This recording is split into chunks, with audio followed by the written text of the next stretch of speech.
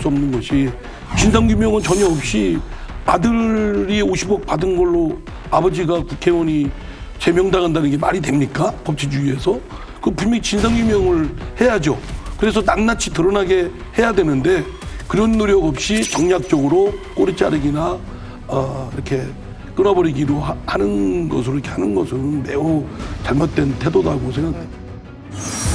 지금까지 국회의원으로 활동하면서 여러 가지 드렸던 말씀들은 다 믿어주셨습니다만 이번 사안과 관련해서는 어떤 말씀을 드려도 오해만 더 크게 불러일으킬 뿐 불신이 거두어지지 않아서 국회의원으로 더 활동하기 어려워 의원직을 사퇴하고자 합니다.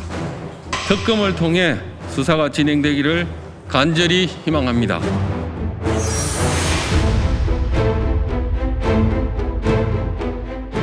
이 사태 와중에 심지어는 이제 조국 전 장관께서 뭐라고 하셨냐면 이 건에 대해서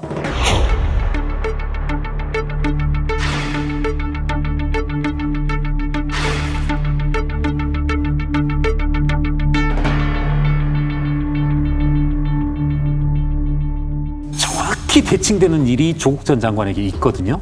조국 전 장관 조카가 우모 씨로부터 상장 주식 53만 주를 받았어요. 이 문제에 대해서 조국 전 장관은 어떤 태도를 취했었는지 지금조차도 이것에 대해서 아무런 죄다, 문제다 그런 말씀도 안 하시는 분이 또 이 사건에 이렇게 코를 들이밀면서 강변하는 게 참 보기 언짢다. 조국 전 장관 같은 경우에 딸이 600만 원의 장학금을 받았다 그래서 뇌물죄로 기소가 됐습니다. 당시 윤석열 검찰총장 시절이었는데요. 이제 윤석열 후보는 답을 해야 됩니다. 곽상도 후보의 아들이 50억의 퇴직금을 받았다면 이 사건을 어떻게 볼 건지. 한국 사회가 왜 이렇게까지 되었지? 라는 생각을 했는데요. 아주 대표적으로 지금 조국 전 장관의 입시 비리를 보면서 그 생각을 했고요. 두 번째는 아버지 빨 잘 받으면 이렇게 갑자기 50억도 생기는구나. 이것도 그렇고요. 사실 아파트 특혜 분양도 우리가 과거에 압구정에 특혜 분양이 있었고요. 또 수서 비리 사건이 있었을 때 특혜 분양이 있었지만 그 이후로는 특혜 분양이라는 얘기를 들어보지 못한 것 같은데 이번에는 또 등장을 하죠.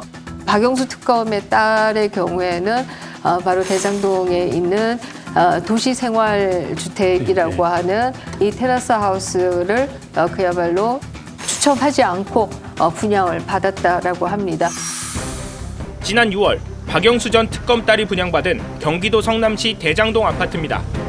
화천대유 자산관리가 시행사로 참여한 아파트로 부적격 등으로 계약 취소된 잔여 물량 중 84제곱미터 아파트 한 채를 직원인 박 전 특검 딸이 분양받았습니다. 박 전 특검 딸이 지급한 분양가는 7억 원가량, 현재 시세는 15억 원에 달하는 것으로 파악됐습니다. 물건 나오는 게 14,15억이라고는 하는데 지금 여기 전세가 7억 5천이에요. 시공사인 대우건설 관계자는 무순위 분양에서 남는 물량은 시행사가 마음대로 분양이 가능하다며 불법은 아니라고 했습니다. 하지만 시세가 분양가보다 2배 이상 뛴 시점에서 최초 분양가로 판매한 건 특혜 소지가 있다는 지적도 나왔습니다. 박 전 특검 측은 법규에 따라 당시 분양 가격으로 분양받았다며 가격을 내리는 등의 특혜는 없었다고 했습니다. 그래서 제가 그 테라스 하우스에 들어가 봤어요. 추첨 비율이 얼마나 되었는가.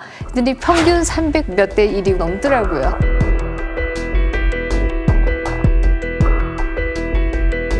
그런데 누군가는 특혜 분양을 받고 누군가는 가슴 졸였을 거 생각해 보면 한국 사회가 이렇게 거꾸로 가도 되는가. 너무 슬프죠, 사실.